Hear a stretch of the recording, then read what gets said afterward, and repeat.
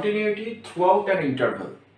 I একটা interval নিচ্ছি A থেকে বি, এফ একটা ফাংশন আই থেকে আর এর মধ্যে ডিফাইন, যেখানে আইটা হচ্ছে ওর domain. F is continuous on I, কখন বলবো না আই যে ইন্টারভ্যালটা ছিল closed interval A comma B, A থেকে বি অবধি প্রত্যেকটা পয়েন্টে এফ যদি কন্টিনিউয়াস হয় তাহলে আমরা বলবো F is continuous at I. এবার এই পয়েন্টগুলোকে আমরা দুটো ভাগে ভাগ করছি, একটা হচ্ছে ইন্টেরিয়র পয়েন্ট নিচ্ছি আর একটা বাউন্ডারি পয়েন্ট নিচ্ছি। না C belongs to, C basically interior point যদি হয়ে থাকে তাহলে সি কোথায় থাকবে, C belongs to open interval A comma B. তার জন্য কি ডেফিনেশন ওই একই, যে কোনো এপসাইলনের জন্য আমরা আরেকটা ডেল্টা খুঁজে পাবো, mod fx minus fc less than epsilon when mod x minus c less than delta। এবার সিটা যদি এ হয় মানে লেফট এন্ডটা যদি দেওয়া হয় যে এ পয়েন্টে কন্টিনিউটির কি ডেফিনেশন হবে না mod fx minus a less than epsilon when a lesser equal to x less than a plus delta। ইন্টারভ্যালটা কিন্তু একটু চেঞ্জ হয়ে যাচ্ছে সেক্ষেত্রে দেখে নিন। একই রকম ভাবে সিটা যদি বি হয় তার মানে রাইট এন্ডটা যদি আমরা নিই তাহলে এক্ষেত্রে লেখা উচিত mod fx minus fb less than epsilon when b minus delta less than x lesser equal to b। তাহলে ইন্টারভ্যাল দুটো একটু জাস্ট নজর রাখো, কার জন্য না বাউন্ডারি পয়েন্টগুলোর জন্য। কিন্তু তো এটা দাঁড়িয়ে গেল হচ্ছে গিয়ে না কন্টিনিউটি ডেফিনিশন ইন্টেরিয়র পয়েন্ট আর বাউন্ডারি পয়েন্টের জন্য। এবারে দেখো আমরা একটা एग्जांपल আলোচনা করেছি fx equal to x sin 1 by x, কখন না যদি x টা not equal to 0 হয়, আর fx equal to 0 না কখন না when x equal to 0। আমাকে টেস্ট করতে হবে না f is continuous হচ্ছে কি হচ্ছে না at 0। তাহলে আমরা বার করি mod fx minus f0, তাহলে fx মানে x sin 1 by x minus 0, তো mod x sin 1 by x এটা কি হবে lesser equal to mod x, কেন কারণ sin 1 by x always modulus of sin 1 by x কি হয় lesser equal to 1 হয়, sin এর ভ্যালু আমরা জানি -1 থেকে +1 এর মধ্যে লাই করবে, সেজন্য mod of sin 1 by x lesser equal to 1, তাহলে এটা দাঁড়ালো lesser equal to mod x। তাহলে আমরা কি দেখতে পাচ্ছি mod fx minus f0 less than epsilon, কখন না mod x minus 0 টা যদি less than delta হয়, যেখানে delta equal to কি না epsilon ধরে নিচ্ছি। তাহলে জায়গাটা আরেকবার বলি, ফাইনালি আমরা এটা পেলাম mod fx minus f0 টা কি এসেছে না lesser equal to mod x এসেছে। এবার mod x টা যদি less than epsilon, আমি আপাতত epsilon যদি লিখি, mod x যদি less than epsilon হয় তাহলে এটাও কি হবে না less than epsilon হবে, কারণ এটা lesser equal to mod x epsilon থেকে ছোট হলে এটাও কি হবে epsilon থেকে ছোট হচ্ছে। তাহলে এটা epsilon থেকে ছোট হচ্ছে কখন when mod x টা less than epsilon, আর epsilonটাকেই আমরা কি ধরে নিচ্ছি না ডেল্টা ধরে নিচ্ছি। তাহলে আমরা কি লিখতে পাচ্ছি, আমরা epsilon এর উপর ডিপেন্ড করে একটা পজিটিভ নাম্বার ডেল্টা খুঁজে পাচ্ছি, যার জন্য mod fx minus f0 less than epsilon when mod x minus 0 less than delta। তাহলে আমরা বলবো f is continuous at c। তো এইভাবে আমরা কন্টিনিউইটিটা আলোচনা করছি। এবারে দেখো যেটা আসছে আমরা অলরেডি পড়েছিলাম সিকোয়েন্সিয়াল ক্রাইটেরিয়া অফ কন্টিনিউটি, লিমিটসে যেটা পড়েছিলাম ঠিক সেরকম। তো এক্ষেত্রে সিকোয়েন্সিয়াল ক্রাইটেরিয়া অফ কন্টিনিউটি খোঁজার জন্য আমাকে যেটা করতে হবে, অবশ্যই এফটা যে একটা ফাংশন ডি থেকে আর এর মধ্যে ডিফাইন করা হয়েছে, সিটা কি না limit point, C basically C is the limit point of T. Limit point কেন নিচ্ছে, কারণ সিকোয়েন্স তৈরি করতে গেলে সিকোয়েন্সের মধ্যে তো অসংখ্য মেম্বার থাকে, তাহলে সেক্ষেত্রে যদি আইসোলেট পয়েন্ট নাও তাহলে সেক্ষেত্রে তুমি একটাই পয়েন্ট পাবে, সেটা সি, আর কাউকে পাবে না। সি এর নেবারহুডে একটাই পয়েন্ট থাকবে সি, আর কেউ থাকবে না। তো সেই জন্য এক্ষেত্রে আমরা সিটাকে কি নিচ্ছি না সিটা basically limit point of D as well as she belongs to D. এবারে কি বলছে না তুমি xn বলো yn বলো এরকম একটা সিকোয়েন্স তৈরি করছো, সিকোয়েন্সের মেম্বারগুলো কোথা থেকে নিচ্ছ না x1 x2 x3 এই সব কটা মেম্বার বিলংস টু ডি মানে ডোমেন থেকে নিচ্ছি। কেমন সিকোয়েন্স নিয়েছি না যেটা কনভার্জ করছে কার দিকে সি এর দিকে। সেই যখনই xn কনভার্জ করছে সি এর দিকে তাহলে x1 x2 xn তো ডি এর মেম্বার, তাহলে fx1 fx2 fx3 এগুলো দেখতে পাচ্ছি, এটাও আরেকটা সিকোয়েন্স হবে কারণ এগুলো ওয়েল ডিফাইন্ড, fx1 বার করতে পারবো fx2 বার করতে পারবো, তাহলে fx1 fx2 fxn এরা কার দিয়ে কনভার্জ করবে না fc এর দিকে। তাহলে xn যদি c এর দিয়ে কনভার্জ করছে তখন আমরা দেখতে পাচ্ছি fxn টা কার দিয়ে কনভার্জ করছে fc এর দিকে, তখন আমরা বলবো গিয়ে কি না sequence f is continuous at c। ঠিক আছে, এই থিওরেমটা আমি পরের ভিডিওতে আলোচনা করছি।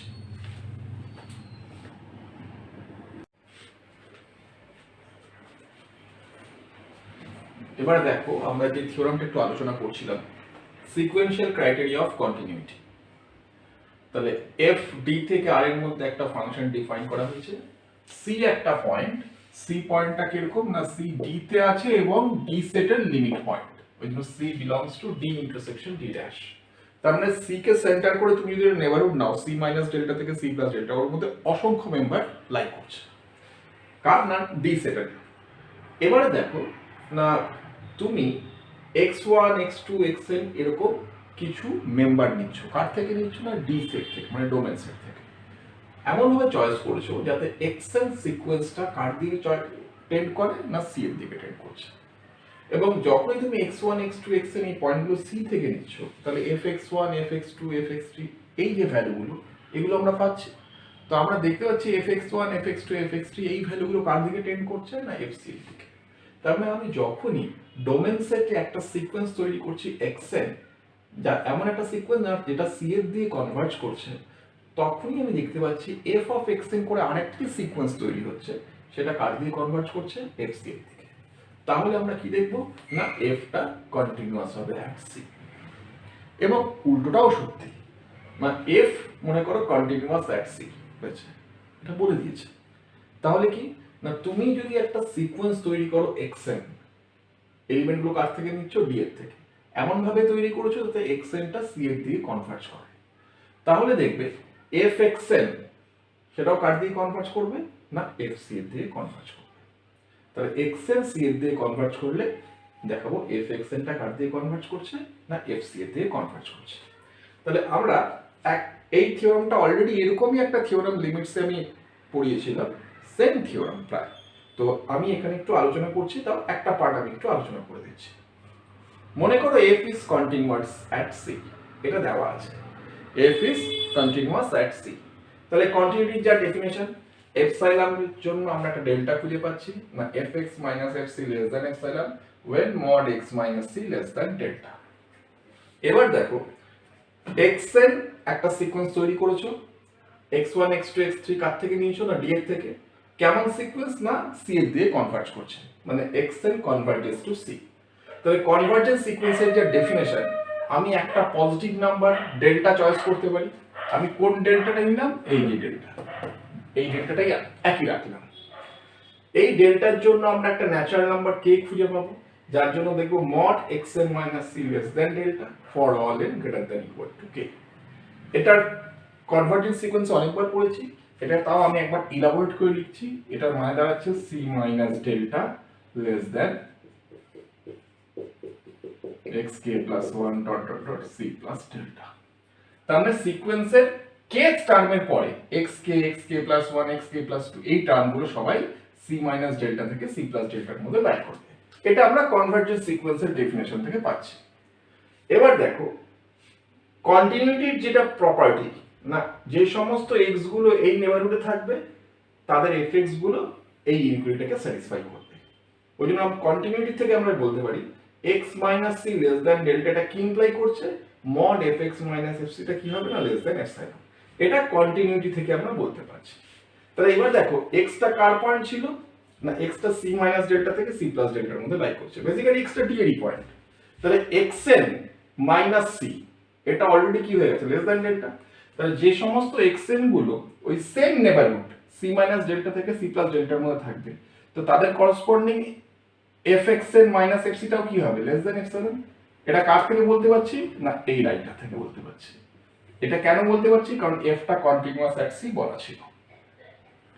তাহলে mod অফ জাস্ট এই লাইন থেকে আমরা এটা কনক্লুড করতে পারছি xn minus c less than delta এটা কি ইমপ্লাই করছে, mod fxn minus fc less than epsilon। তাহলে mod fxn minus fc less than epsilon এটা কখন পাচ্ছি, for all natural number n greater than equal to k, যেটা আগে আমরা পেয়েছিলাম। তাহলে এটাকেই আমরা যদি একটু ইলাবোরেটলি লিখি fc minus epsilon less than fxk plus 1 fxk plus 2 এইভাবে যত মেম্বার রয়েছে তাহলে fc minus epsilon থেকে fc plus epsilon এর মধ্যে লাই করছে। তার মানে আমরা এখান থেকে কি কনক্লুড করতে পারি না fxn টা কনভার্জ করছে কার দিকে, fc এর দিকে। তাহলে আমরা কি দেখলাম না f টা কন্টিনিউয়াস এট c, এটা ধরেছিলাম। ধরার পরে সেখান থেকে কি দেখতে পেলাম না xn একটা ডোমেন সেট থেকে সিকোয়েন্স তৈরি করেছে, যে কোনো কেমন সিকোয়েন্স না c এর দিয়ে কনভার্জ করছে। তাহলে এফ অফ এক্স এনটা কার দিয়ে কনভার্জ করবে না এফ সি এফ দিয়ে কনভার্জ করছে। তো আমরা একটা পার্ট প্রুফ করলাম। সিমিলারলি পরের পার্টটাও একই রকম ভাবে আমরা আগে আলোচনা করেছি, জাস্ট লাইক দ্যাট, সেরকমই হবে। আমরা লিমিটস একটা আলোচনা করেছি। তো তোমরা এই থিওরামটার আরেকটা পার্ট বা মানে ইফ অ্যান্ড অনলি ইফ ছিল, আমি একটা পার্ট আলোচনা করেছি, পরের পার্টটা তোমরা জাস্ট নোটটা ফলো করো, আশা করি বুঝতে পারবে। এরপরে আমরা এটার উপর যথারীতি আবার কিছু অঙ্ক আলোচনা করব। বিশেষ করে যখন কন্টিনিউয়াস হবে না কোনো একটা ফাংশন, আমরা কিন্তু সিকোয়েন্সিয়াল ক্রাইটেরিয়া দিয়ে দেখাতে পারি। যেমন দেখো,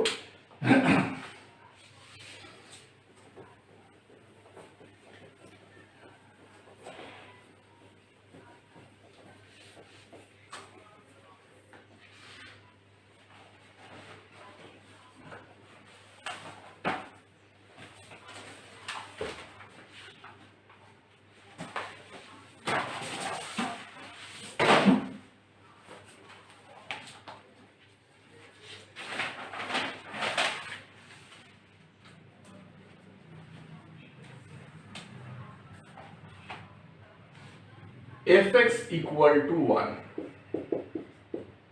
when x is irrational,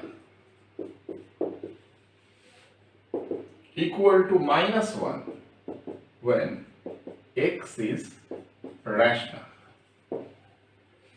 তাহলে f টা বেসিক্যালি r থেকে r এর মধ্যে একটা r থেকে এই এরকম একটা ফাংশন ডিফাইন, এটাকে ডিরিচলেট ফাংশন বলা হয়। দেখাতে হবে is continuous at every point, মানে প্রত্যেকটা পয়েন্টেই এফটা কি না ডিসকন্টিনিউয়াস দেখাতে হবে আমাকে।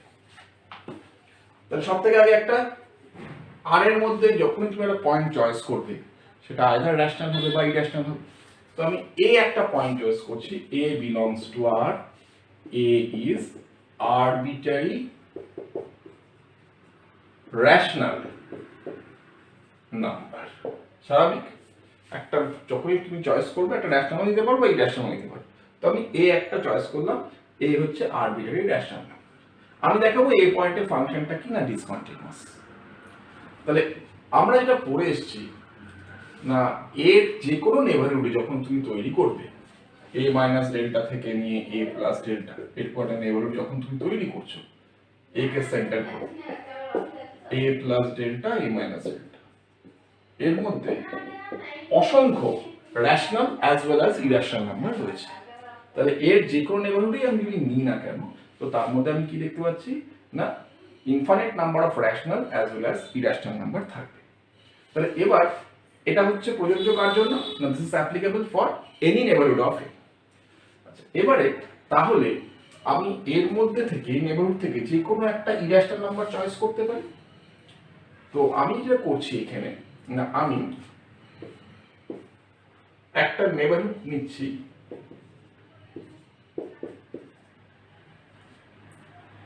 যে কোনো ন্যাচারাল নাম্বার n এর জন্য,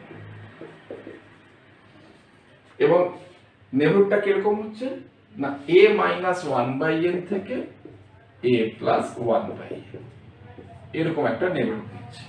তাহলে স্বাভাবিক এই নেবারহুডের মধ্যে অসংখ্য rational as well as irrational number আছে, তার মধ্যে আমি একটা ইরেশনাল নাম্বারকে চয়েস করলাম, সেই ইরেশনাল নাম্বারটাকে না a থাকবে। তো আমি ওটাকে লোকেট করছি হ্যাঁ। এবার এনটা তুমি পরপর নিয়ে যাও, n equal to 1, n equal to 2, n equal to 3 এর জন্য নিয়ে যাও। তাহলে ফর এক্সাম্পল আমি n ইকুয়াল টু 1 যখন নিচ্ছি, তাহলে আমি কোন ইন্টারভ্যালটা নিচ্ছি a মাইনাস 1 থেকে a প্লাস 1, এই ইন্টারভ্যালটা। এই ইন্টারভ্যালটার মধ্যে আমি a1 বলে একটা ইরেশনাল নাম্বার খুঁজে পেতে পারি। n ইকুয়াল টু 2, তার জন্য a মাইনাস হাফ, আরেকটা নতুন ইন্টারভ্যাল পেলাম, এর মধ্যে আরেকটা ইরেশনাল নাম্বার a2 কে চয়েস করছি। সিমিলারলি n ইকুয়াল টু 3 এর জন্য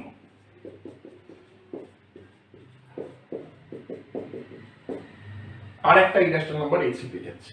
তো এইভাবে আমি একের পর এক ইন্টারভ্যালের জন্য আমরা একের পর এক ইরেশনাল নাম্বার পেতে পারি। তাহলে ফাইনালি আমরা যেটা পাচ্ছি, যদি আমরা জেনারেলাইজ করি এটাকে, সেটা দাঁড়াচ্ছে এই পার্টটা, a minus 1/n less than a less than a plus 1/n for all n, belongs to A, choice করেই যাচ্ছি এখানে।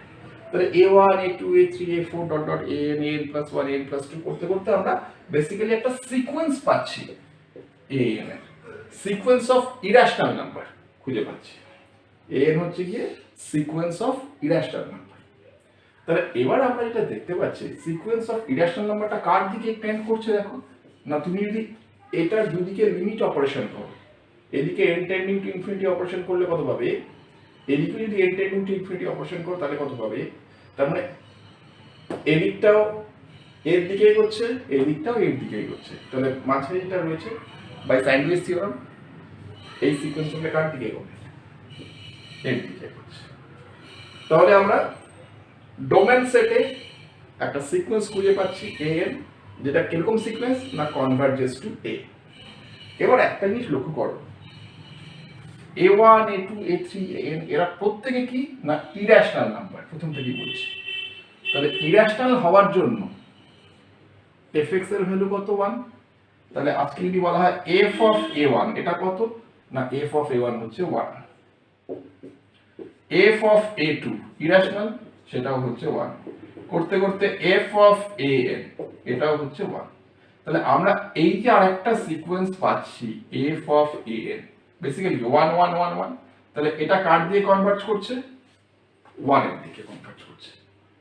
তো আমাদের সিকোয়েন্সিয়াল ক্রাইটেরিয়া যেটা বলে কি বলেছিল না an একটা ডোমেন সেটে তুমি সিকোয়েন্স তৈরি করো, an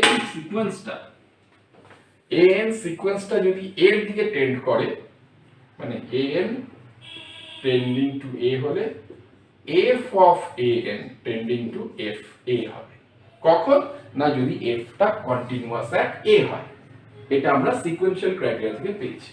তাহলে এই ক্ষেত্রে an টেন্ডিং টু a হচ্ছে, আমি এটা দেখতে পাচ্ছি, কিন্তু f of a1 f of a2 এটা করে ফাইনালি কত পাচ্ছে, এটা কার দিকে যাচ্ছে 1 এর দিকে, কিন্তু f এর ভ্যালুটা কার দিকে, a তো একটা রেশনাল নাম্বার, f এর ভ্যালুটা কত আসছে, f এর ভ্যালু কিন্তু -1 আসছে। তাহলে আমরা কি দেখতে পাচ্ছি না an টেন্ডিং টু a এটা হচ্ছিল f অফ an টা কিন্তু tending to f of a হওয়ার কথা ছিল, হচ্ছে না। কেন হচ্ছে না, কারণ f অফ n কার দিকে হচ্ছে 1 এর দিকে, আর f অফ a এর ভ্যালু কত -1, তো এই দুটো ভ্যালু তো আলাদা। তাহলে f of n does not tends to f of a।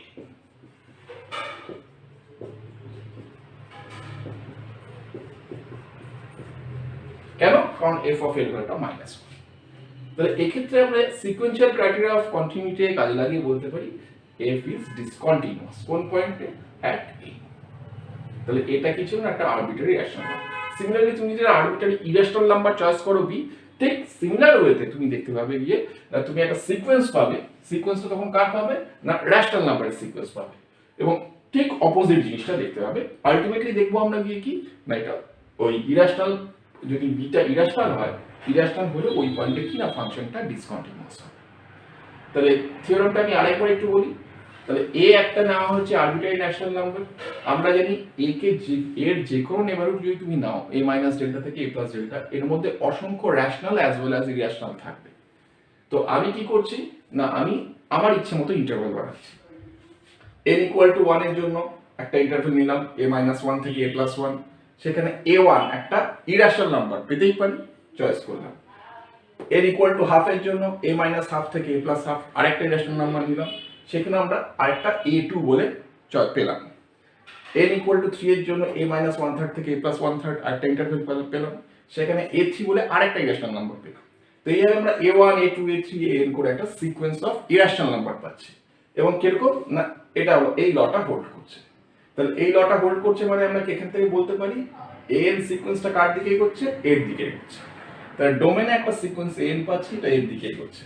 তাহলে f অফ n টা f অফ এর দিকে যদি যায় তাহলে আমরা বলবো কন্টিনিউয়াস হওয়ার একটা চান্স রয়েছে।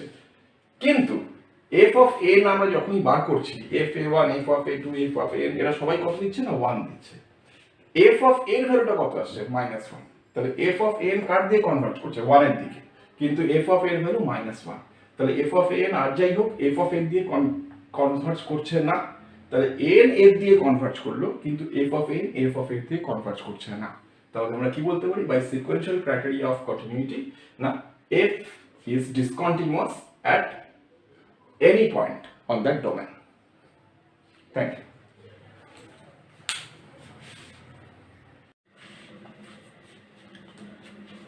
এবারে দেখো, এখন আমি কন্টিনিউইটির উপর যে থিওরামটা আলোচনা করতে যাব, তার আগে আমি কিছু জিনিস একটু জাস্ট রিকল করতে চাই। যেমন এখানে সব থেকে আগে আমি একটু আলোচনা করতে চাই লিমিট পয়েন্ট আর ক্লোজ সেট। লিমিট পয়েন্ট আমি একটু আগেও বলেছি, না মনে করো আই একটা closed interval a, b, c belongs to closed interval a, b, c একটা পয়েন্ট নিলাম আমি। আচ্ছা, লিমিট পয়েন্ট কাকে বলতাম না, প্রথমেই বলছি সিটা এখানে থাকতেও পারে নাও থাকতে পারে। ফার্স্ট অফ অল মানে সিটা এই আইতে থাকতেও পারে নাও থাকতে পারে। তো সিটাকে কখন লিমিট পয়েন্ট বলবো না, সি কে সেন্টার করে তুমি যদি একটা ওপেন ইন্টারভ্যাল নাও বা একটা ইন্টারভ্যালে নিয়ে যাও, নাও সি মাইনাস ডেল্টা থেকে সি প্লাস ডেল্টা, ওই ইন্টারভ্যালটার মধ্যে আমি দেখবো সি ছাড়াও আই সেটের অসংখ্য পয়েন্ট থাকবে। ফর অ্যান এক্সাম্পল, আমি একটা ছোট এক্সাম্পল দিয়ে দেখাই। আই ইকুয়াল টু মনে করো ওপেন ইন্টারভ্যাল 2, 3, তাহলে এইদিকে 2 এইদিকে 3। এবার আমি বলছি 2 অবশ্যই does not belongs to I, 2 আইতে নেই, কিন্তু 2টা কিন্তু আই এর লিমিট পয়েন্ট। কেন না, 2 কে সেন্টার করে তুমি যদি একটা 2 মাইনাস ডেল্টা থেকে 2 প্লাস ডেল্টা এরকম একটা যদি নেবারহুড নাও, এই যেমন আছি 2 মাইনাস ডেল্টা থেকে 2 প্লাস ডেল্টা, তুমি ডেল্টাটা যা ইচ্ছা তাই নিতে পারো। ফর অ্যান এক্সাম্পল আমি ডেল্টাটা নিচ্ছি 0.5, তাই 2 মাইনাস 0.5 থেকে 2 প্লাস 0.5। তাহলে একটু তাকিয়ে দেখো, এই যে ইন্টারভ্যালটার মধ্যে আই সেটটা তো 2 থেকে 3 অবধি, এটা ছিল হচ্ছে আমার আই। তাহলে এইটুকু জায়গাতে দেখো, মানে 2 এর ঠিক রাইট হ্যান্ড সাইডে এইটুকু জায়গাতে কিন্তু অসংখ্য মেম্বার রয়েছে। কোন সেটের? আই সেটের। এই যে আই সেটের অসংখ্য মেম্বার এই ইন্টারভ্যালটার মধ্যে রয়েছে। তাহলে এক্ষেত্রে আমরা 2 কে কি বলবো না, 2 is the limit point of the set I. যদিও দেখো 2টা কিন্তু আই সেটে নেই, তাই 2 মাইনাস 0.5 থেকে 2 প্লাস 0.5 একটা ইন্টারভ্যাল তৈরি করলাম। দেখতে পাচ্ছি এই ইন্টারভ্যালটার মধ্যে অসংখ্য এলিমেন্ট রয়েছে, কার না আই সেটের। তাহলে আমরা 2 কে কি বলবো না, 2 is the limit point of the set I. Similarly 3টাও দেখো, 3টা আইতে নেই, কিন্তু 3 কে সেন্টার করে তুমি যে কোনো নেবারহুড যদি নাও 3 মাইনাস এপসাইলন থেকে 3 প্লাস এপসাইলন এর মধ্যে, তাহলে দেখো 3 মাইনাস এপসাইলন থেকে 3 প্লাস এপসাইলন, তো এইটুকু জায়গার মধ্যে যদি তুমি তাকাও, মানে 3 এর যদি লেফটে যদি তাকাও, এইটুকু জায়গা কিন্তু অসংখ্য এলিমেন্ট থাকছে, কার না আই সেটের। তাহলে 3টাও কি না আই সেটের একটা লিমিট পয়েন্ট। তাহলে 2, 3 এরা কিন্তু আই সেটের একটা লিমিট পয়েন্ট হচ্ছে, যদিও 2 আর 3 কিন্তু আই সেটে নেই। তাহলে লিমিট পয়েন্ট হতে গেলে সেই সেটে থাকতেও পারে নাও পারে।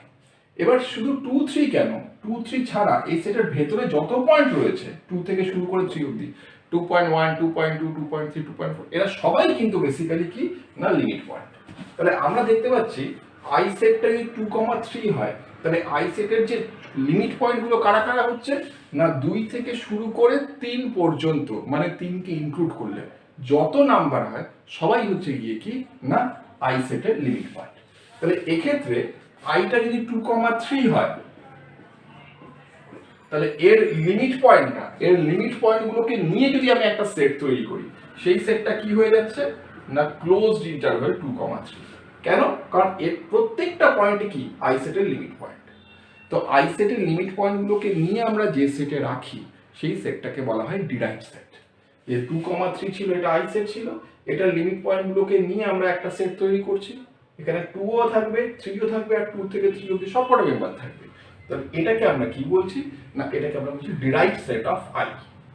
ঠিক আছে, এবারে দেখো, যদি আমরা দেখতে পারি না কোনো একটা সেটের যতগুলো লিমিট পয়েন্ট রয়েছে সবকটাই ওই সেটের মধ্যে রয়েছে, আই সেটের যত লিমিট পয়েন্ট রয়েছে সবকটাই যদি আই সেটেই থাকে, তখন আমরা আইটাকে কি বলবো না, আইটাকে আমরা বলবো কি ক্লোজড সেট। মানে একটা সেটকে এস যদি নাম দাও, এস যদি একটা সেট হয়, এস সেটটাকে কখন ক্লোজ সেট বলবো না, এস এর যত লিমিট পয়েন্ট রয়েছে সবাই যদি এস সেটেই থাকে। কারণ আমি একটু আগে বললাম এস সেটের লিমিট পয়েন্টগুলো এস সেটে থাকতেও পারে নাও পারে। যদি এস সেটের সবকটা লিমিট পয়েন্ট এস সেটেই থাকে, তাহলে এস সেটটাকে আমরা কি বলবো তখন, না close set. For an example, আজকে যদি আমি ক্লোজড ইন্টারভ্যাল একটা নিই 4,5, 4 থেকে নিয়ে 5 অবধি সমস্ত রেশনাল ইরেশনাল সব মেম্বার, এরা দেখো প্রত্যেকে 4 এবং 5 এবং সবাই দেখো লিমিট পয়েন্ট, এর বাইরে আর কোনো লিমিট পয়েন্ট নেই, মানে 4 এর থেকে ছোট এই সেটের কোনো লিমিট পয়েন্ট পাবে না, এটাকে যদি আমরা I1 নাম দিই, বা 5 এর থেকে বড় I1 সেটের কোনো লিমিট পয়েন্ট পাবে না। তাহলে যা লিমিট পয়েন্ট রয়েছে 4 থেকে শুরু করে 5 অবধি, তাহলে এই ক্ষেত্রে আমরা কি দেখতে পাচ্ছি, I1 যে সেটটা তার সমস্ত লিমিট পয়েন্ট এর মধ্যেই রয়েছে, I1 এর মধ্যেই রয়েছে, তাহলে I1টাকে আমরা কি বলবো, না I1টাকে আমরা বলবো ক্লোজ সেট। এগুলো আমাদের পড়া আছে, আমি জাস্ট একবার রিকল করে দিচ্ছি। তার মানে ক্লোজ সেটের মধ্যে সমস্ত লিমিট পয়েন্টগুলো, নিজের সমস্ত লিমিট পয়েন্টগুলো তার মধ্যেই থাকবে। ক্লিয়ার? এরপরে আমরা এটা দেখতে যাচ্ছি যেটা আমরা পড়েছিলাম বলজানো-ওয়ার্স্টার থিওরাম ফর সিকোয়েন্স। আমি জাস্ট একটু রিক্যাপ করে দিচ্ছি, সেখানে কি পড়েছিলাম, না every bounded sequence has at least one limit point. যে কোনো বাউন্ডেড সিকোয়েন্সের কি থাকবে, না অ্যাটলিস্ট একটা লিমিট পয়েন্ট থাকবে। সেই লিমিট পয়েন্টটাকেই আমরা কি বলেছিলাম, না সাবসিকুয়েন্সিয়াল লিমিট। কিভাবে বলেছিলাম একটু চিন্তা করে দেখো। সাবসিকুয়েন্সিয়াল লিমিটের ক্ষেত্রে আমরা কি পড়েছিলাম, না কাকে সাবসিকুয়েন্সিয়াল লিমিটটা বলছিলাম, না xn একটা সিকোয়েন্স, xn একটা বেসিক্যালি আমি বলছি বাউন্ডেড সিকোয়েন্স, xn এর যদি তুমি একটা সাবসিকোয়েন্স খুঁজে পাও যেটা কিনা l এর দিকে টেন্ড করছে, তাহলে আমরা বলবো lটাকে মেন সিকোয়েন্স xn এর কি বলবো, না সাবসিকুয়েন্সিয়াল লিমিট। তাহলে কি ডেফিনেশনটা ছিল আমি আবার বলছি, xn ছিল আমাদের একটা সিকোয়েন্স, এবার xn সিকোয়েন্সটার মধ্যে তুমি একটা সাবসিকোয়েন্স খুঁজে পেয়েছো, সেটা কার দিকে টেন্ড করছে, না এল এর দিকে টেন্ড করছে, তাহলে এক্ষেত্রে এলটাকে আমরা বলবো মেন সিকোয়েন্স xn এর কি, না সাবসিকুয়েন্সিয়াল লিমিট। তাহলে এক্ষেত্রে একটু তাকিয়ে দেখো যে এল এর যদি এল এর যে কোনো নেইবারহুড যদি নাও, এল মাইনাস এপসাইলন থেকে এল প্লাস এপসাইলন, তার মধ্যে সাবসিকুয়েন্সের অসংখ্য মেম্বার থাকছে। সাবসিকুয়েন্সের অসংখ্য মেম্বার থাকা মানে কি, মেন সিকোয়েন্সের অসংখ্য মেম্বার থাকছে। তার মানে এল মাইনাস এপসাইলন থেকে এল প্লাস এপসাইলন এর মধ্যে মেন সিকোয়েন্স xn এর অসংখ্য মেম্বার থাকছে, তাই এলটাকে আমরা কনসিডার করতে পারি xn এর কি, না একটা লিমিট পয়েন্ট হিসেবে কনসিডার করতে পারি। তাহলে এই জায়গাটা আমি আরেকবার একটু তাহলে জাস্ট মনে করিয়ে দিলাম বলজানো-ওয়ার্স্টার থিওরামটা এবং সাবসিকুয়েন্সিয়াল লিমিটটা। এরপর আমরা যে থিওরামটা আলোচনা করব সেটা হচ্ছে গিয়ে কি, না এফ যদি একটা ক্লোজড ইন্টারভ্যালের মধ্যে কন্টিনিউয়াস হয়, তাহলে আমরা কি দেখব, না এফটা বাউন্ডেড হবে। তার মানে এফ এর ভ্যালু কখনো ইনফিনিটি হতে পারে না, ঠিক আছে, বা মাইনাস ইনফিনিটি হতে পারে না, এফ মাস্ট বি বাউন্ডেড। কখন, না কি দেওয়া আছে, F is continuous on closed interval, তাই তোমায় কি দেখাতে হবে, এফ ইজ বাউন্ডেড। এরপরে আমরা এই থিওরামটা আলোচনা করব।